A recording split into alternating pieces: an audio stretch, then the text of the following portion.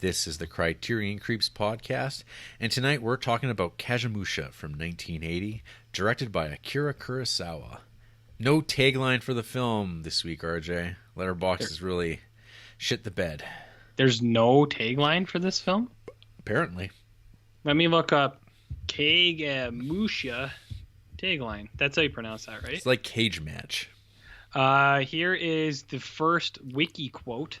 I only stole a few coins, a petty thief, but you've killed hundreds and robbed whole domains. Who is wicked, you or I? Let's go with that. Akira Kurosawa's lauded feudal epic presents the tale of a petty thief who is recruited to impersonate Shinjin, an aging warlord, in order to avoid attacks by competing clans. When Shinjin dies, his generals reluctantly agree to have the imposter take over as the powerful ruler.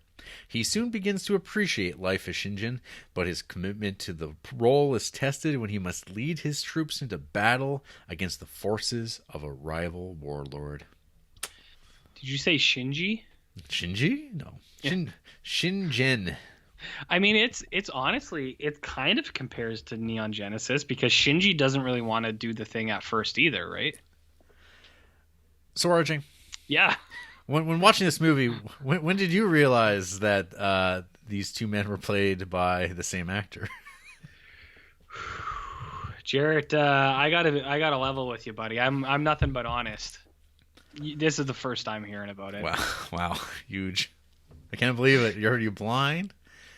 Well, there was some fancy film work in the first scene there. I thought those were two different guys. It's some real Jeremy Irons-ing. Yeah, in BVS, not in Dead Ringers. That's right. Yeah, he plays two roles in that one, I'm sure. Mm-hmm. Two Alfreds. Yeah. A couple Alfreds, yeah. Couple. So, yeah. Kagemusha.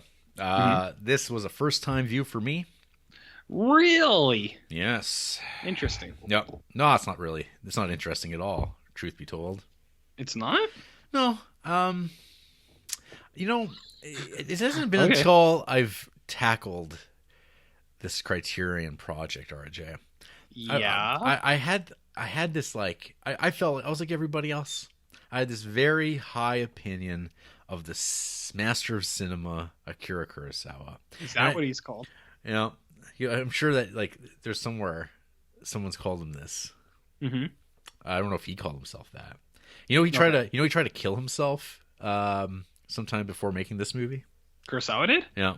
How did he try? I just read that he tried to kill himself after he had, like, his, like, nadir, I guess, like, when he started making color movies, essentially. And there's the one called, like, Dodes Khan or something like that. It was a financial flop, and apparently people started finding him difficult to work with. He was supposed to work with on that Tora, like, super international, like, meeting of nations. Directors are all going to make this Tora movie together, Americans and Japanese together.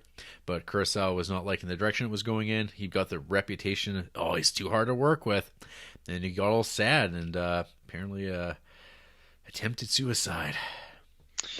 Did it say how? I know. I have not actually seen what that meant. I'm not sure if he went Is like that morbid? seppuku style. Maybe he pulled out. He got a sword out, or more of a classic. I don't know, drinking bleach or carbon monoxide in the car. Walk off into the woods and with some rope. I don't know. How would you do it? Wow. That's dark, RJ. Okay, because it's too real for how we're going to finish the podcast, you and me. Exactly. Double suicide too. Now, if you tell anyone, then they can try to stop it. I mean, yeah, that's a good point. Exactly. Down the street, not across. Okay. Right. So, gotcha. Anyway, going in this week, I was kind of like, you know what? After we've been watching these Kurosawa movies, I don't know if I'm so hot on this Kurosawa. Wow.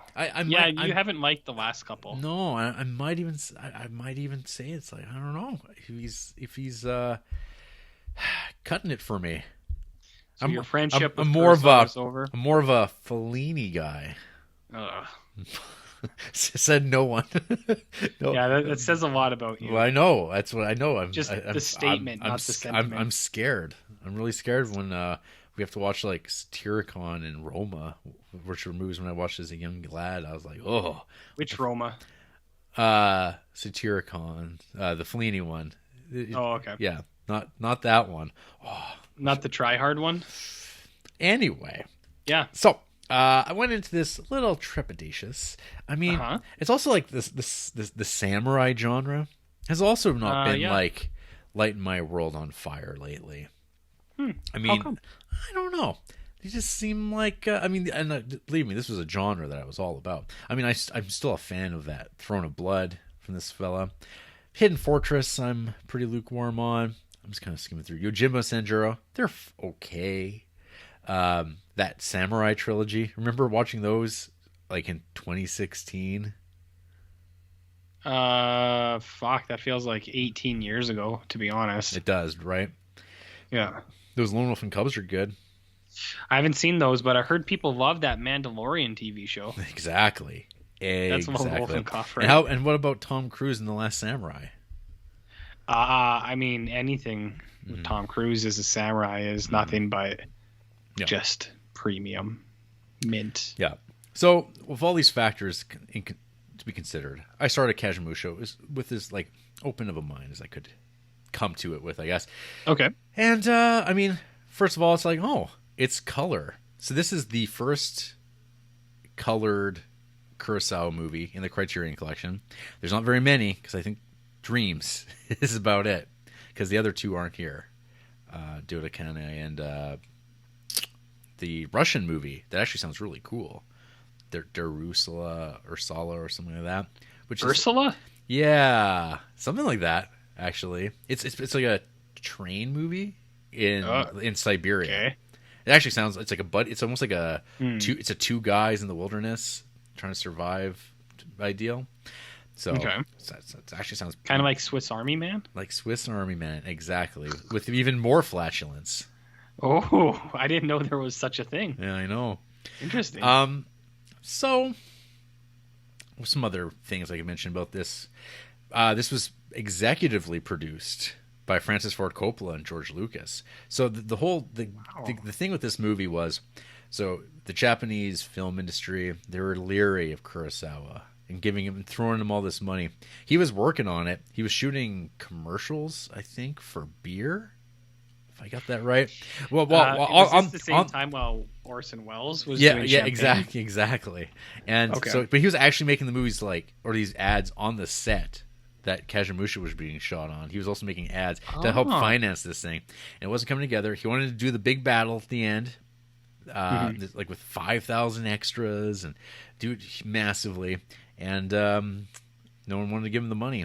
But George Lucas and Frankie Coppola, they're like riding high. They were the Brat Pack back in America, and we all know George Lucas, how much he loves Kurosawa, how much he loves The Hidden Fortress. Allegedly, well, actually, it's his least favorite of it seems like it was I watched an interview with him talking about Kurosawa. He's like, obviously Seven Samurai is number one, and at the bottom is Hidden Fortress, and I'm like, even he doesn't care. So. Yeah. Good point. They are, of course, we got to bring this. We got to help this legend make his movie and finish and get his vision. So, 20th Century Fox agreed to front some of this money as long as they got the international distribution of this. And I do remember some VHS tapes I was renting back in the 80s. There would be these ads for Kagemusha, executively produced by Coppola and Lucas, and you're always like, whoa! And this movie looks really crazy, but it's foreign. It's Japanese. I don't speak Japanese. I can't watch movies like that when I'm 7 years old. But it looks but it also looks like a horror movie, like this trailer, and spooky and weird. Is the zombie? Well, you're watching the weird colors and guys wearing spooky armor. And when you're a 6-7 year old white kid, you're not really familiar with Japanese feudal Japan armor, and be like, whoa, what is this? Maybe you weren't, but I've been. You're familiar. I've been familiar with this for years and years, man. Even when I was, 2. Yeah, I was on board. So I don't really know what your deal is, buddy. I thought you were better than that. It's just me then. Yep, just you. Yeah. So they helped finish this movie. They got that ending done, Which I have also read that he shot like days worth of footage, and then they used like 90 seconds. Yeah, I mean that sounds like Criterion's thing. Every Criterion. Did you know they shot 14 days worth of footage, but they only showed 20 seconds? Worth it. Of Roma, Alfonso Cuarón. No. So this movie opens up with three men. We have our warlord Shinjin, his brother, and this guy, this thief who is going to be executed, and he's been brought here because he looks a lot like the warlord, and they're like, we could use him as a decoy, a shadow warrior, the AKA of what Kagemusha translates to. So this is an actual concept that existed in Japan, to have a double, and this is like a thing that, like, you know, people make jokes about how Melania Trump had like a double that would like come to events, and people were like, that's not true, that's her. I don't know, man. I saw those side by sides. It's pretty convincing that I think a double was in play. But like, historically speaking, people think it's ridiculous and conspiracy stuff. It's like, no, people have done this. Yeah. Like this isn't like, but nowadays maybe not, but definitely in the past, it's why not? Well, there's that movie The Double, or The Devil's Double, which I actually thought was a real shit movie. But isn't that all about like Saddam Hussein's son's body double or something like that? Or maybe it was someone like Saddam Hussein. Someone like him. Well, he did have duplicate. I think he had like 8. Yeah. I think there was like 8 Husseins or something like that. Yeah, exactly. Yeah, it's not like it starred Dominic Cooper. You know that guy. He played young Tony Stark as Uday Hussein and Latif Yah. I think that's Saddam Hussein's son. Yeah. Or something. But yeah, it's not that unbelievable. So it opens up with a very long, drawn out, kind of like this installment of our discussion of Kagemusha, with men discussing matters, and it's like, okay, I get it. I get how this is going. It's all one shot, and expressing the plot or the idea, and saying, you're the bigger liar than me, or I don't know. Who's the bigger piece of shit? Yeah, warlord. Yeah. I mean, Jarrett, it's about like cryptocurrency. I see. Okay. So anyway, the guy like is supposedly kind of agrees to it.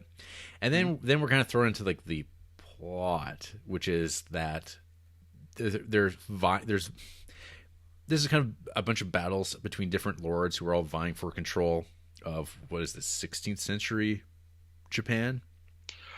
It's like the present day. Yeah, it's the 1500s present day of 1980, and they're trying to seize a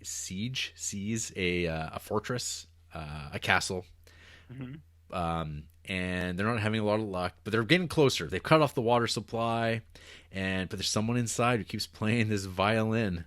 And everyone's like, oh, good. I love that violin. It's so good for my soul. And they're like, well, we've cut off their water. If their spirit's broken, they won't play the violin. But if it does play, that means it'll take even longer to break them. And then Warlord goes, well, I'm going to go down and give a listen to this. And this is a mistake, because apparently while he was going to do, when they set up the chair that he was going to sit on, because that's what you do when you're the leader in Kagemusha, is you do a lot of sitting and watching. Well, it's all about the council, Jared. It's like being a mountain. It's like being a mountain, like a Shinjin. Well, man is a mountain, like Shinji. Like General Akari? No, Shinji. I see. Maybe the penguin too. What's the penguin's name again? Pengu. Pen. Pen. Classic. This is what people have come here for. So, Buddy gets dropped by this like little chubby Japanese guy who shows off his skills later on, and how he like sets up a sniper shot in olden times with a bag of sand and rope. It's pretty cool. A cool scene. Some math. He's got some math and like some foresight too. He's like, I didn't think I could see that well, so I set up my little sandbag here, Jared. Yeah, there's a lot of investigation and positing about like how to find things out in this movie, where my ultimate complaint, I suppose, of this movie is there's times where this feels like a parody. Like there's scenes where I was laughing out loud and I'm like, I don't think that was the intent. Like which scenes? Okay, so anyway, so Warlord gets killed and there's a lot of discussion. Was he shot? Was he shot? Where was he shot? Where is he? Is he okay? And then it's like, oh, there he is. His arm's in a bandage. He's like, I'm not going to make it very much longer, but you're going to have to keep the illusion up that I'm alive using my double for 3 years, and that will protect us all. Because otherwise the other warlords will see us as weak, and then they'll come and attack. But if they think I'm alive, they won't dare attack. And you go, okay. And do you think it's a good plan? It's a plan. I It's really, definitely a plan. I mean, it's not a guarantee. I don't know why. I don't know. It's a different time and a different place, and it's a lot of blank rooms and a lot of discussions. That's what this movie's about. Discussion. It's about indecision, actually. You know what it reminded me of? Star Wars Episode 1 and 2. Like with trade embargoes and tariffs. The Senate. Nice. It's about poetry, Jarrett. Well, this definitely might have been improved with some Jar Jar, if you know what I'm saying. There Boss Nass. There really did need to be a comedic relief Jar Jar character. Well, I think that comes with some of the moments in this film, like when our imposter, our Shadow Warrior, he starts getting shown around his new life, and they're kind of showing him his abode, and they're like, yeah, behind this wall we have like the hidden guard compartment, and there's these 3 guys who just kneel. And they wait. It doesn't matter if there's any. I loved that. I laughed and I went, well, I wrote, how is this not hilarious? Because this is like, it's just 3 guys and they're just sitting there. You're like, what if there's nobody there? Like, do they just sit? Yeah. And they're like, well, they're the security system. I imagine they were something like the podcast commission, just always on standby. In wait. And it's like, sometimes they don't get any action. They don't even stand up, but sometimes they're needed. So I thought those the sitting guards were super funny. And then he's like rolled out, and it's like his grandson quotes. He's like, "Oh, he's so much nicer now," and everyone's like, "Oh, it's great, you're back," but there's something wrong. Oh, I don't know what it is. And there's a lot of that, but the thing there's so much of is just like guys walking around talking about, oh, Shinjin dead? Is he really dead, though? Is there some way we can find out, is he dead? I don't know, is he dead? And then they send people, let's send the Jesuit priest from Silence. Let's send that guy to go take a look at his wound, to inspect his body. And if there is no wound, then we know that he's not dead. We have this gigantic urn where there's like where the real Shinjin's been stuffed into, and then it's like taken out on a boat, and then there's like guys with like we're spying. They're like, where are they going in that boat with that giant urn that's like man sized? Hey, you don't know what's in that urn. That could have been they could have had their weed in there. Yeah, they like to blaze up. Yeah, this is just some ridiculous self-serious stuff though. This Kagemusha, okay? I don't know. Tell me more, because it sounds like you're about to really tell me how you feel. I feel like I've done that, have I not? Well, in almost so many sense of the words. Okay. Well, so ultimately, they're successful, and there's like kind of scenes of like these men who know you're not who you say you are dying for you to keep the story alive, that Shinjin's still alive, and he's like very shook by this. And I don't know, it all kind of builds to like the finally where like there's like a thing with a horse, that can't be rode. Yeah, which is like this. Is this the spirit of Shinjin? I don't know. I imagined it was the spirit of all of us, the communal us. That we cannot be ridden, we cannot be dominated. Well, is that not what we're doing here, Jarrett? Right. Is that not what this is all about? Yeah. There's a dream sequence. It's all very colorful, very painterly.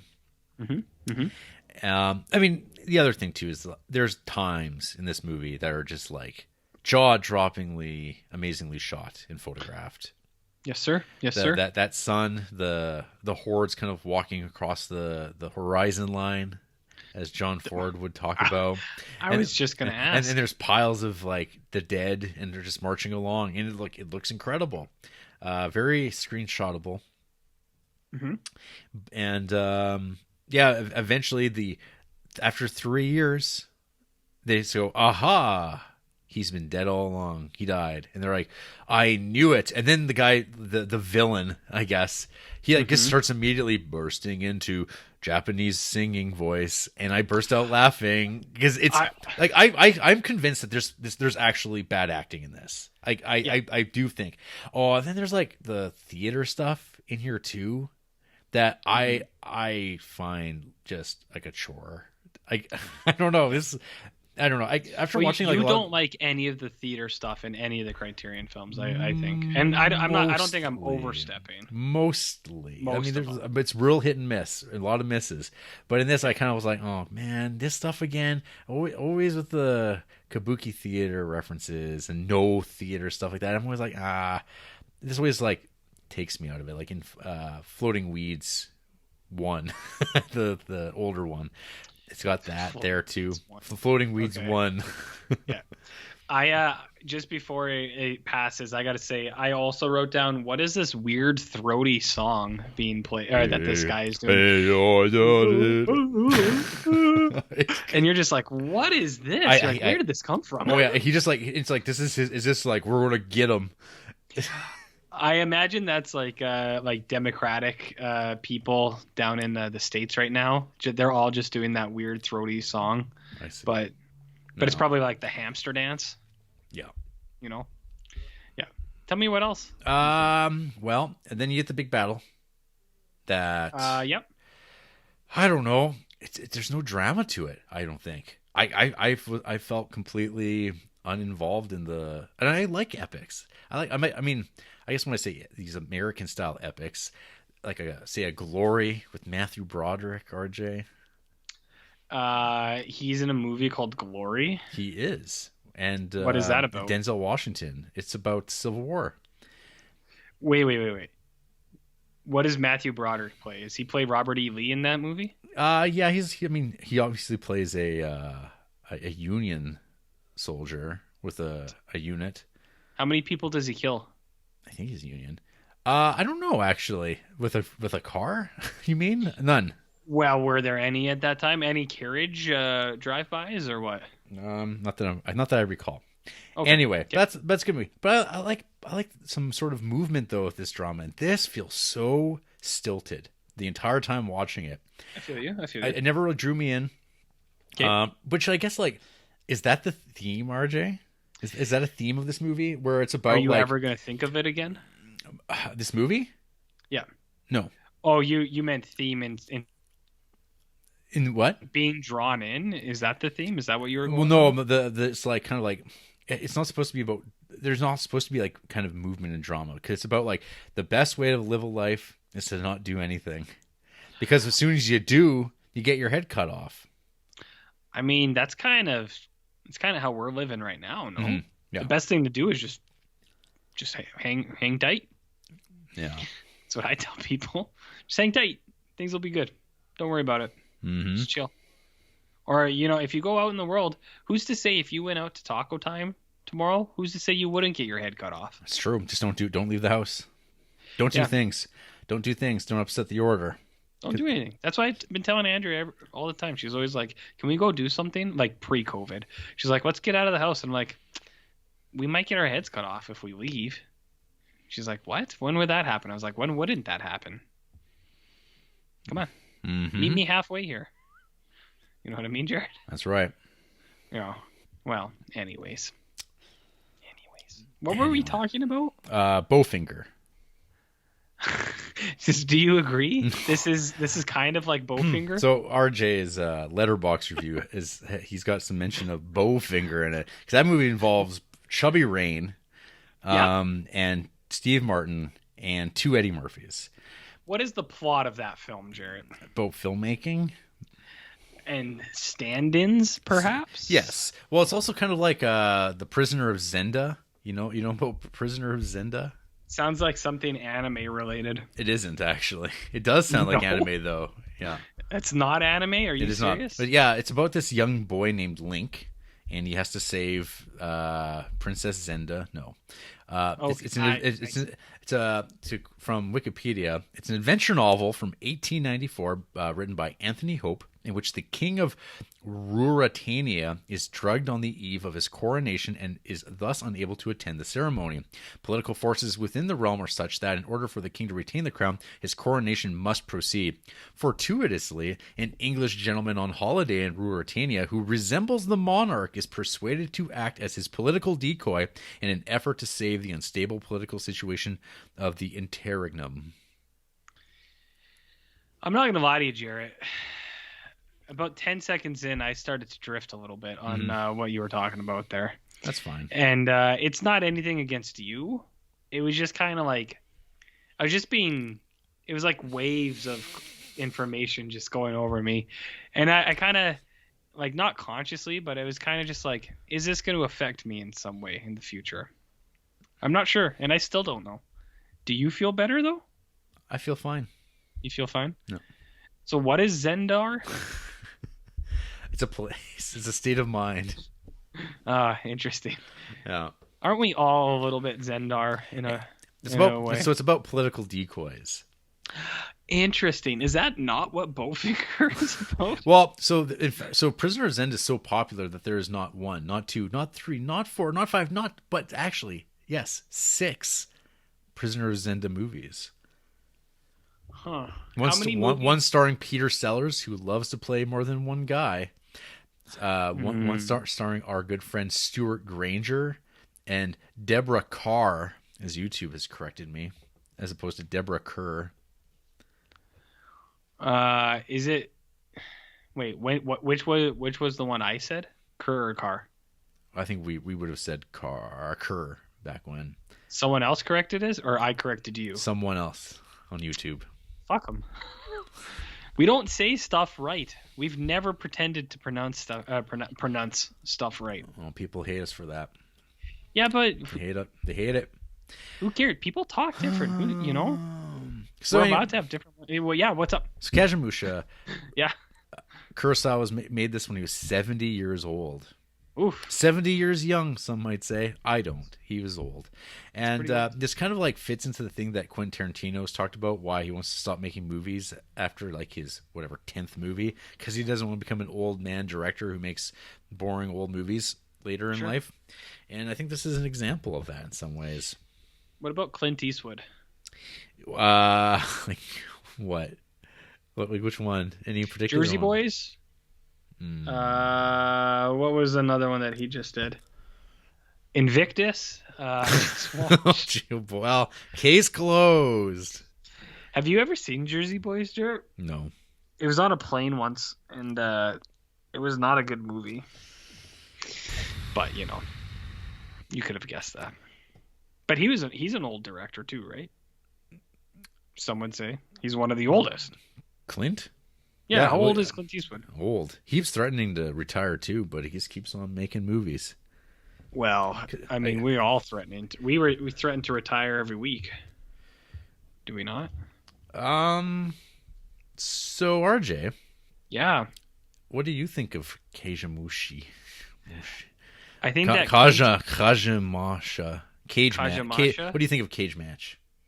Cage Match, starring Steven Seagal. Clint Eastwood is 80 years old, Jarrett. Okay.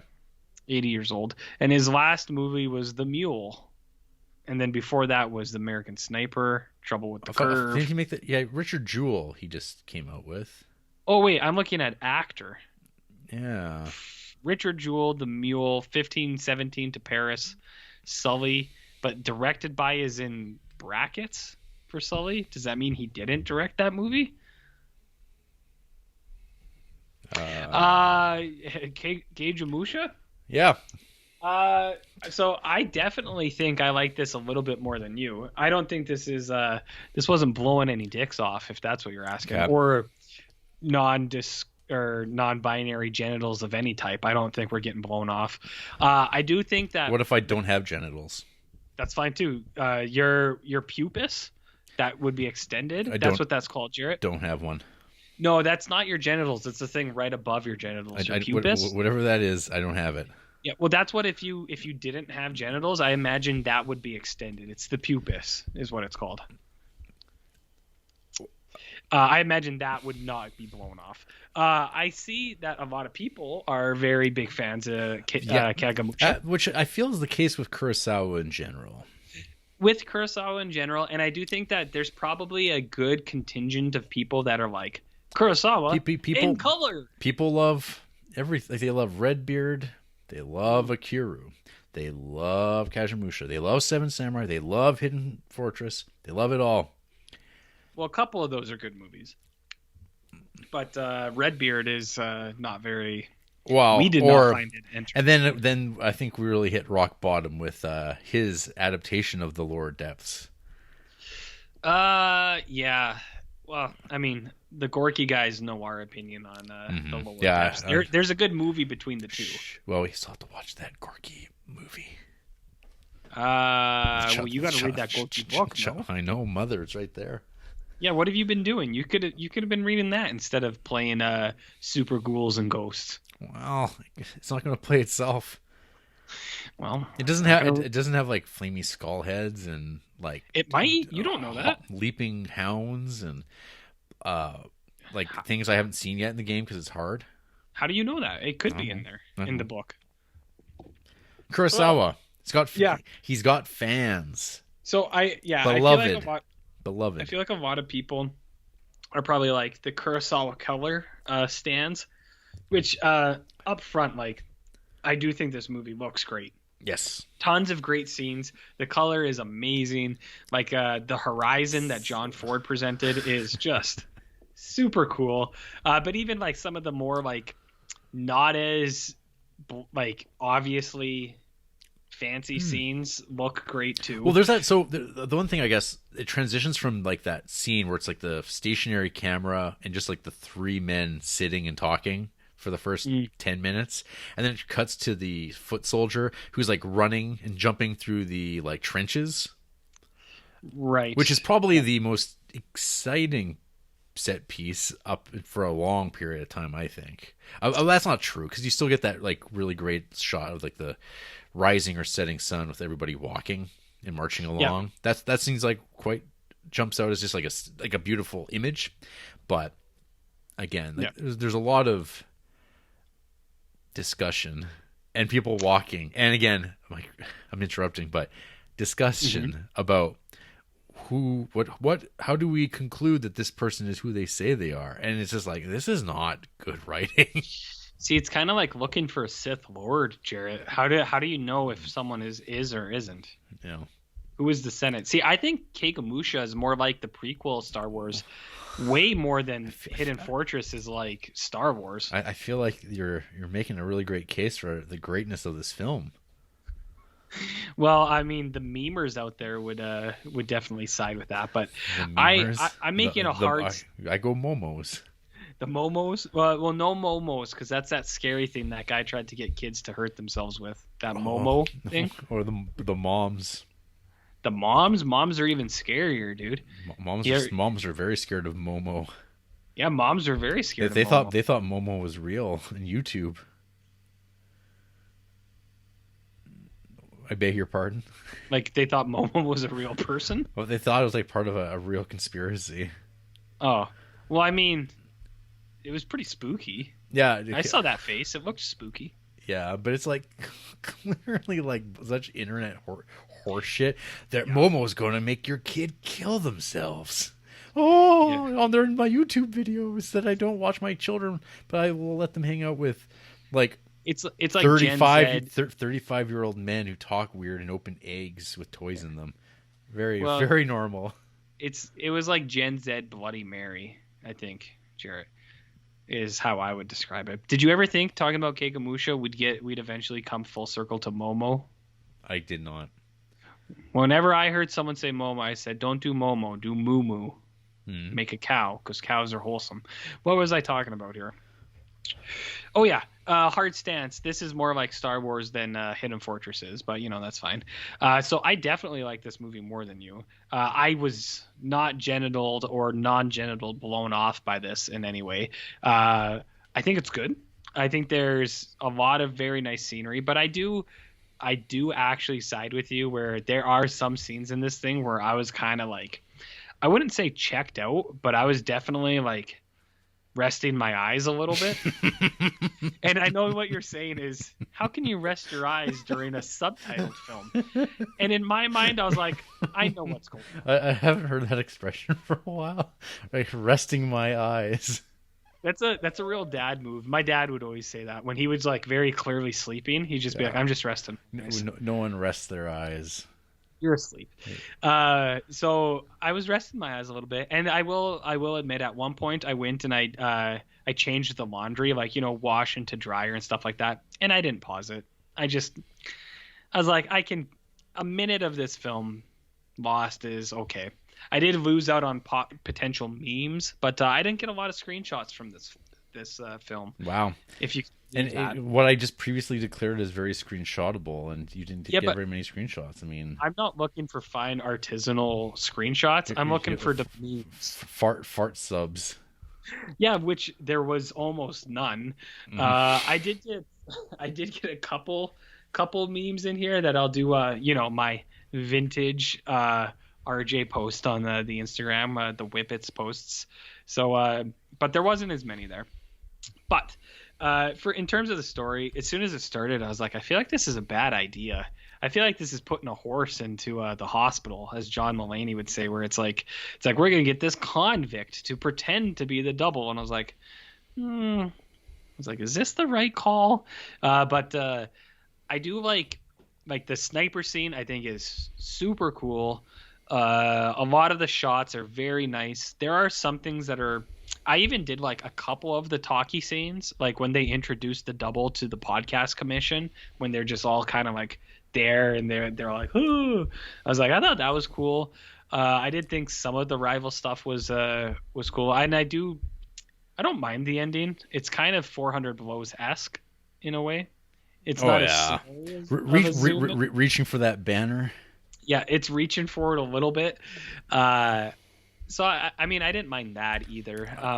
I just so you know, I just sent this to you on the Facebook. I typed in Kagemusha because I'm like, I'm gonna have to grab a JPEG for the episode that always accompanies the graphics of the actual MP3s. Okay. Do you see that though? Ooh, Star Wars: The Influence of Akira Kurosawa. Is that Queen Amidala? Yeah. Read that headline.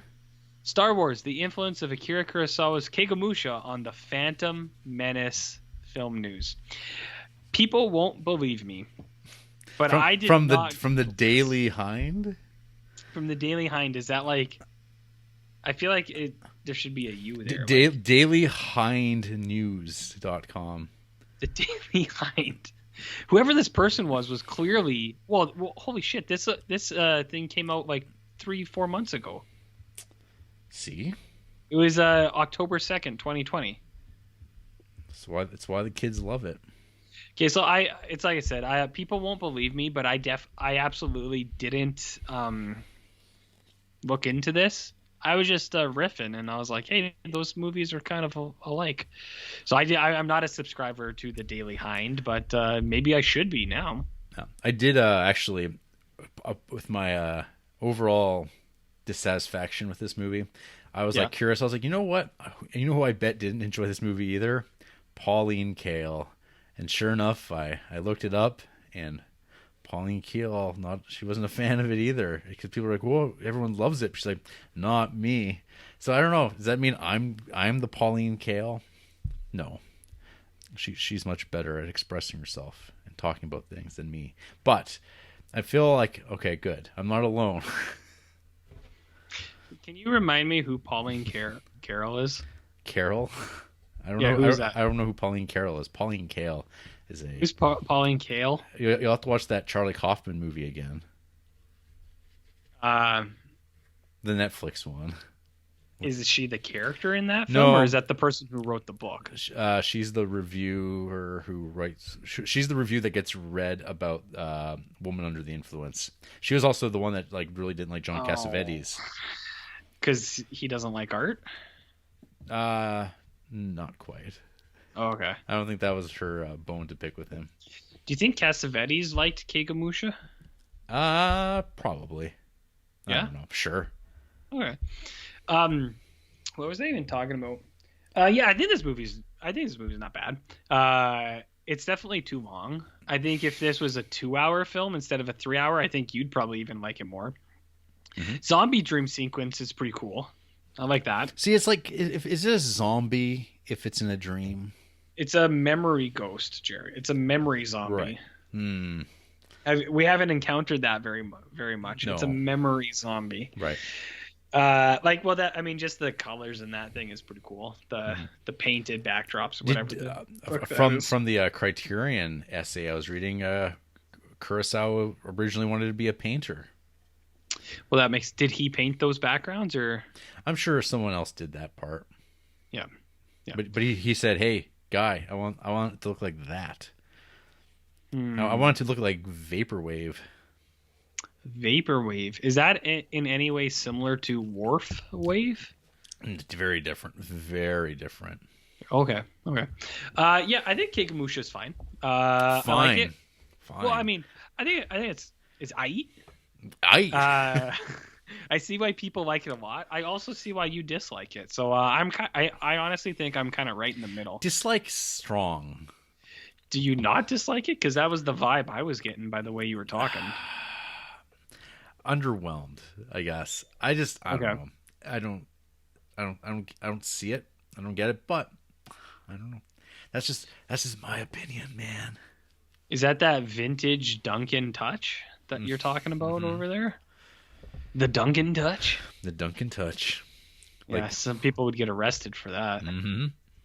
If you know what I mean. No. Yeah, classic. Classic. What were we talking about?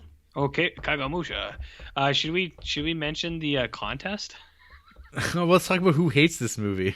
Okay, cool. From Hibiscus. Is this a repeat offender? I don't think so. Okay. 1.5 stars. I guess I'm more of an Ozu guy. Sorry. This is definitely clearly an Ozu guy. Mm-hmm. Favorite films include, what the fuck is this? IWOW, I Walk on Water. I don't know what that is. Goodbye Dragonin. Don't know what that is. Dharma. Don't know what that is. And 2001 Space Odyssey. Here is their bio, Jarrett. Gustav Tuerfelt, 23 years old filmmaker. I'm open to anything, but my 3 main areas of interest and passion are Asian cinema, films from the late 60s, early 70s. I was going to say, wait, that doesn't make sense. Early 76 hippie and experimental avant-garde. Ooh. Wow. I love conceptual films, but the main goal of cinema should always be emotional impact. The intellect is without a doubt secondary.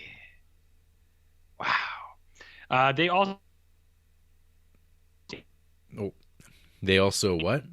They also like giallo, horror, exploitation, wuxia, kung fu, Japanese, cyberpunk. Wow. Well-rounded individual. Allegedly. I'm looking at like their 5-star films. It's stuff I don't know, but then stuff like Holy Mountain and El Topo and The Wicker Man and Stalker and Being there. Mm-hmm. Bizarre. What else is Hibiscus working on here? They gave half a star to The Scorpion King. Yeah. They gave half a star to Ready Player One and Avatar. Who is this I'm speaking to? Who, me? Apparently it's Jordan Peterson, is what someone on the internet said. Oh, Jesus. Did you see that comment? Someone said I sound like Jordan Peterson. I recall. I've never heard that guy talk, which I find very fortunate for myself. He sounds like Kermit. So well, you've mentioned, yeah. Damien Calendar. Okay. 2 stars. That's a bad name. I kept falling asleep, so I had a hard time following the plot. Oh yeah, that's fine. They rested their eyes, I guess. I can tell it's a well-made film, just maybe not for me. I'll probably give it another watch, cause there were some cool scenes. I mean, I kind of appreciate this person's bluntness, but they are favorite film in Fight Club. That's what Goodfellas. That's a Damien right there. That's a Damien right there. What do we got here? Holy shit, Jarrett. They just watched Little Giants. Wow. And Possessor. Oh. They gave Little Giants 3 stars, said, can't wait. I can't see with this thing on. I think that's a quote from the movie, potentially. They gave 3 stars to Possessor. So, and then, Kagemusha was just a couple months ago. I mean, based on what I'm seeing, I'm kind of on board with this person's other ratings. Not the Possessor one, but the other things I'm seeing, which I'm not mentioning. Okay. But I'm looking at in my own personal opinions. Okay then. Finally, JP. Okay. 2 stars. Okay. Memorized by opening scene and the detailing on the sniper in Shinjin assault, but after a point it becomes tedious. It's kind of like you, eh? Mm-hmm. In a sense. They gave a lot of Black Mirror episodes 5 stars, which I feel like... Should you? I don't know. They gave Slow West 5 stars, which I feel like... Whoa. Should you? I don't know. Remember Manchester by the Sea, Jarrett? The movie you said no one would talk about ever again? We're talking about it. Uh-huh. They gave it 5 stars, buddy. Wow. 5 stars. Let's see some half-star films. These are all Bollywood movies. I don't recognize any of these. So I don't know what that means. A lot of Bollywood films, this person. Okay. They gave Amore 1.5 stars. That's supposed to be a good movie, is it not? The Michael Haneke film? Amore? I haven't seen it yet. I own it, but... It's supposed to be good, though, right? It's supposed to be good. Like, Funny Game's good. Not like Funny Games. Well, any other thoughts on Kagemusha? It's aight. It was aight. Aight. I mean, people love it. Yeah, people love Funny Games too, though. There you go. You know what I mean? I just looked. My Funny Games review has 0 likes. Yeah. No likes. Yeah, no one cares. I don't care. I'll be the guy to say it. Fuck it. Fuck him. Yep. Oh, like and share or do something to promote our podcast. Oh, you want to talk about a DVD? Yeah, I have a DVD of Kagemusha, donated by first friend of the show, even superseding friend of the show Ryan Nagel, I believe, Mr. Lawrence Krychek. And that is his last name, I can say with confidence. And I don't know if you can see this, Jarrett, but this DVD is a Crazy Mike original. So from Crazy Mike's videos. You know what? That actually might not even be from the Lawrence Krychek collection. That is might this have been from yours? Yeah, I think that might have been in the box with his other stuff. That might have been one that I found for like $5 when Crazy Mike's is going out of business, and I just hit that foreign film section and just bought everything that said Criterion when it was like $5 or something like that. Actually, it might have even been cheaper. Like it was like ridiculous. But that's where that's from. Even better. So fuck Lawrence. What has he done for us lately? What has he done for me today is what I want to know. But anyways, I have this DVD. I'm never going to watch it again. So Jarrett and I mean, today is already going down in history as the end of democracy. So we could sign it. We could date it. You could pay extra if you don't want us to sign it. But I don't know. I was thinking, you know how people always do these like, I don't know. What is that? You know what the word is? What are you doing with your hands? I'm trying to Like drum up the word. You're trying to like breathe in the fumes. Exposure. Some kind of like endorsement. A contest. Exposure. A contest. Yeah. A promotion. Yeah, I'll make a post tomorrow and it'll be like, do something to promote our podcast in a legal and appropriate way, and maybe you can win this Kagemusha. I'll even mail it to you. An official. Does it have the booklet, RJ? Does it have the? It does not. No, it doesn't, because none of them did. So it is a previously used at a DVD store that went out of business that I got for like nothing, and we're giving it away. Are we giving it away? I don't know what RJ's going to ask. That's his business. It's Kurosawa business. And you can get it. He'll mail it to you. Whatever he asks you to do. I have nothing to do with this. This is RJ's business. The cops, you can go to him. I don't know. I wash my hands of whatever he's going to have you do for him. It's like I said, you just have to promote our podcast in some way. I don't know what that entails. Is that it? I think that's how these things run, right? I've never done one of these things before. I don't know how it works. Yeah. Just promote our podcast in a good way, but it's got to be legal and appropriate. We don't want any weird shit in there, all right? Yeah, Rob Eagle. No weird shit, okay? And I will send this to you. Oliver, for sure. He's such a pervert. Archie, you can't even say it. It's just what a creep, that guy. Oh. So yeah, that's gonna be a thing. It's gonna be great. Yeah, I mean, it's something huge. I'll definitely send this to you if you do something for us. As I said, that is legal and appropriate. Okay. That's my only condition there. It must be legal and appropriate. Mm-hmm. Other than that, we're good. Right. We're good. Well, that being said, after the break, neither of us survived the big battle, and we just go for a swim in that big old river, and then artfully float away. The Old Man River? That's exactly the Belly River. It's almost the same thing, right? Where we slaughtered the Cree. Ooh. Is that the Iron Maiden song? Should be. Oof.